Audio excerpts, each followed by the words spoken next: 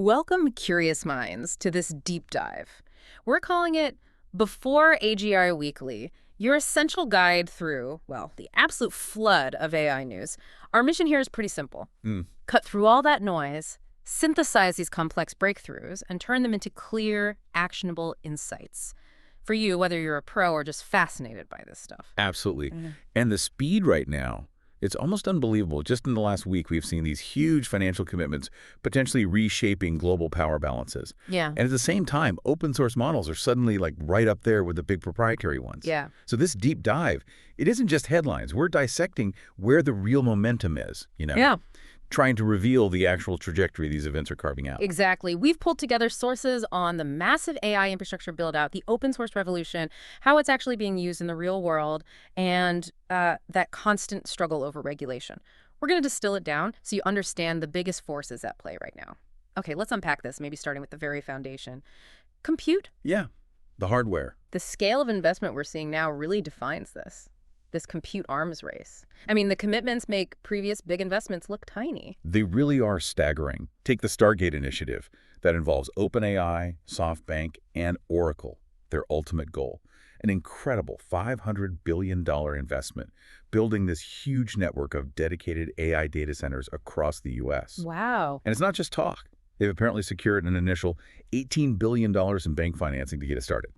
So, construction. It's happening soon. $18 billion just to kick it off. That figure alone tells you the stakes involved here. And of course, competitors are trying to match that scale. Meta, for instance, they're openly aiming for superintelligence long term. They've pledged, what, $600 billion in U.S. infrastructure investment through 2028, a long runway. And a huge chunk of that is aimed squarely at new AI data centers.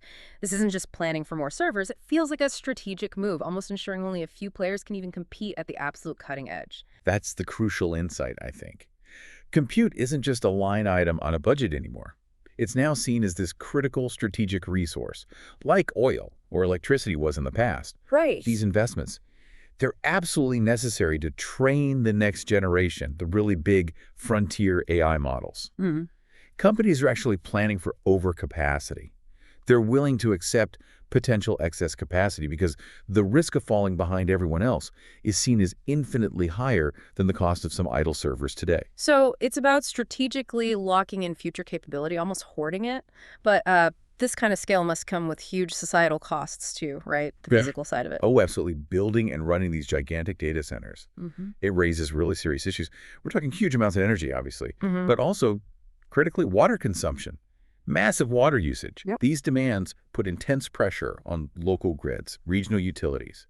It's forcing people to demand, entirely new, more sustainable designs. But the immediate need for power means this problem isn't really slowing down the build-out right now. It's a major side effect. This consolidation of compute power is creating a consolidation of physical resource demands. That physical centralization, these massive power-hungry hubs, it sets up a really interesting contrast for what we're seeing on the software side. Because while the hardware is centralizing, the actual AI capabilities, the software, seem to be getting radically decentralized. This open source revolution seems to be rapidly closing the gap with those closed proprietary models. Yeah, for years, if you wanted the absolute best, the state-of-the-art model, you pretty much had to go to a closed lab. Google, OpenAI, Anthropic. That whole paradigm, it's kind of shattering now. The technical barrier to entry is dropping, and dropping fast. It really is. And the key breakthrough this week, I think, comes from Moonshot AI, a Chinese startup. They released an open source model called Kimi K2 Thinking. It's a massive mixture of experts model, and MOE, which basically means it routes tasks smartly to lots of smaller, specialized subnetworks, makes it really powerful and fast, but helps keep the costs, manageable. And Kimi K2 didn't just, keep up. It actually set a new benchmark in one area. It outperformed a leading proprietary model. Something we understand is in the GPC-5 competitive class on a pretty complex reasoning benchmark. It's called BrowseComp. The BrowseComp, okay. Yeah, that test specifically looks at the model's ability to do multi-step, sophisticated problem solving, like navigating websites and extracting information. And that's the key data point you really need to grab onto. Kimi K2 scored 60.2%, the competitor, 54.9% on that specific benchmark. A clear win. Yeah. And it's not just a one-off. There's another lab, DeepSeek, also based in China. They released DeepSeek R1. Its reasoning performance was apparently comparable to OpenAI's very advanced research model, the O1 model. But here's the kicker. They reportedly trained it for 70% less cost. 70% lower cost. That's monumental. It fundamentally changes the economics for basically every AI startup on the planet. Right. This is the democratization of AI actually happening. Advanced AI capabilities are no longer restricted to the few labs that can afford these multi-billion-dollar compute stacks we were just talking about. This accessibility fuels innovation everywhere, and it puts, frankly, intense commercial pressure on the closed labs like OpenAI. They have to innovate even faster now, or maybe drastically lower their prices to compete with tools that are free and state-of-the-art. Okay, but is that democratization truly global if the leading open source breakthroughs right now seem to be coming mainly from the US and, well, China? That's a really important nuance. The fact that these top-tier open models are coming from Chinese labs like Moonshot and DeepSeek, it definitely shows that AI leadership is becoming a truly global thing. Multipolar. It challenges that long-held assumption of, automatic U.S. tech dominance. However, access to the infrastructure needed to deploy and fine-tune these powerful models, that still heavily favors those with deep pockets, even if the initial model weights themselves are free to download. So it's democratized capability, but perhaps not democratized deployment at scale yet. Got it.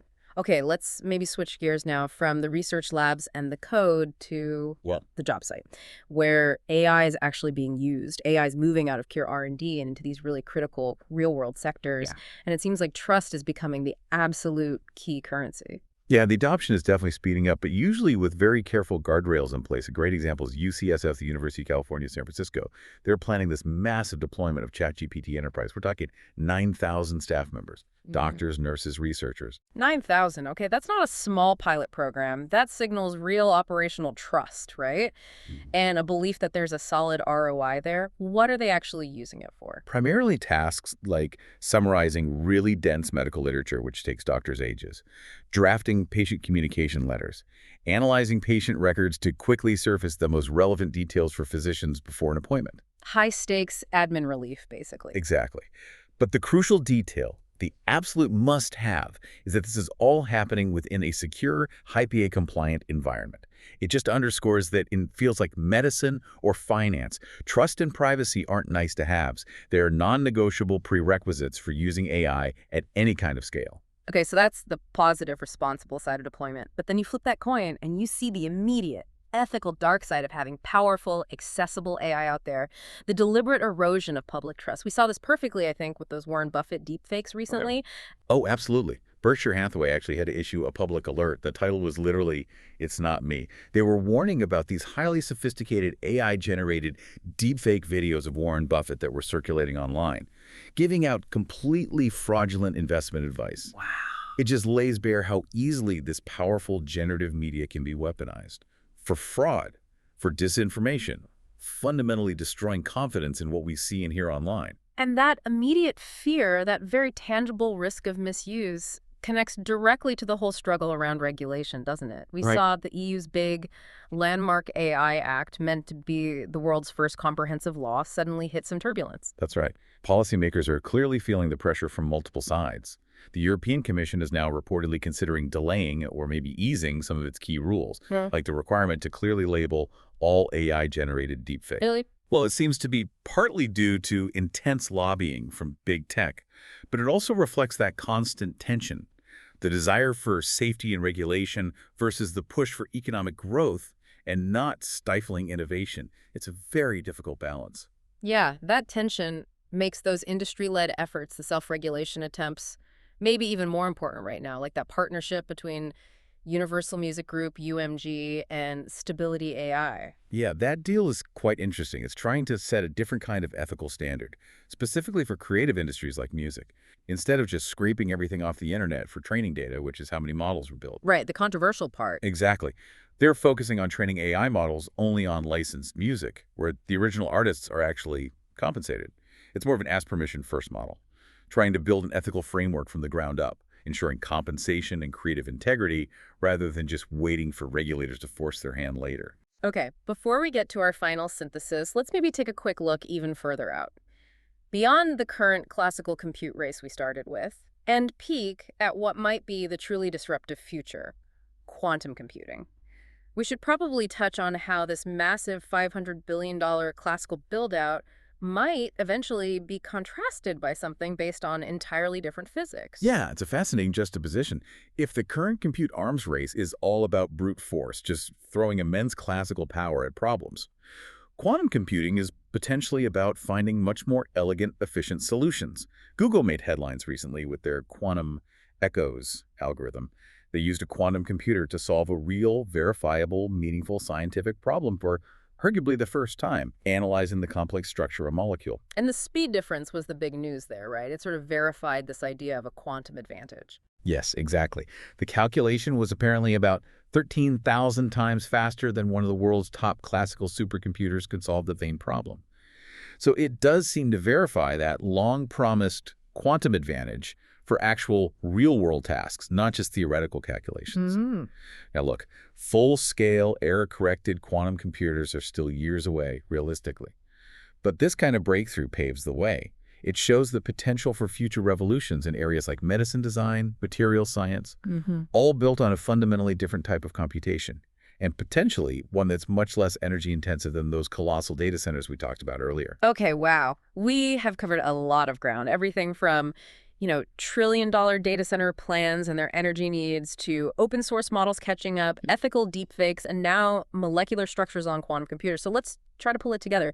What does all this acceleration, all these moving parts really mean for you, the listener, trying to make sense of this week after week? Yeah, synthesizing all this. Yeah. We've sort of identified three big converging trends from the source material that you probably need to internalize for your own strategy, whether professional or just personal understanding. First, the scale is exploding. Just grasp that.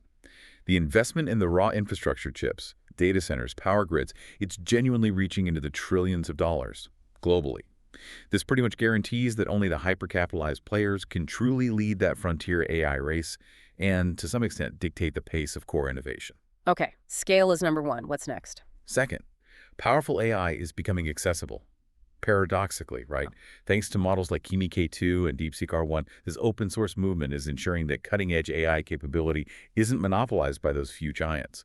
It's fundamentally lowering the barrier to entry for researchers and startups globally, and it's driving down the cost of doing advanced AI work. Right, so huge scale at the top, but increasing access below. And the third trend? Third, the conversation is shifting to real-world impact. We're moving beyond just lab results and benchmark scores. The focus now is increasingly on practical deployment, getting AI into critical fields like healthcare, like security, like education, and that requires this intense focus on establishing ethical guidelines and legal guardrails to maintain public trust. Without trust, wide adoption just won't happen in these sensitive areas. Scale, accessibility, and real-world impact with trust. Okay, that brings us then to our final provocative thought for you to mull over this week. Consider the proliferation of tools like OpenAI's Aardvark. This is described as an autonomous AI security agent. It scans massive code bases, finds vulnerabilities, and then autonomously initiates patches to fix them. Yeah, that's a step change. It really marks a major and I think immediate transition. We are shifting from AI assistance, where you, the user, initiate the command, "Hey AI, help me do X," to truly autonomous agents, where the AI itself initiates actions and optimizes towards a specified goal, largely on its own. Right, the human is setting the goal, maybe overseeing, but not driving every action. Yes, exactly. This shift from AI helping us do tasks to AI increasingly doing tasks for us, it raises profound and very immediate questions about control, delegation, safety, and alignment. These aren't future sci-fi problems. They have to be addressed right now as these agentic systems start to roll out. Okay, we've done our best to filter the noise and deliver the key trends driving AI this week based on the sources we had. Thank you so much for joining us for this deep dive. To keep this essential knowledge flowing your way, please subscribe to Before AGI Weekly wherever you get your deep dives and audio content. And hey, for more detailed breakdowns, tutorials, things that build on this knowledge, you can search for Ochieng AI on YouTube. That's Ochieng. We'll see you next week.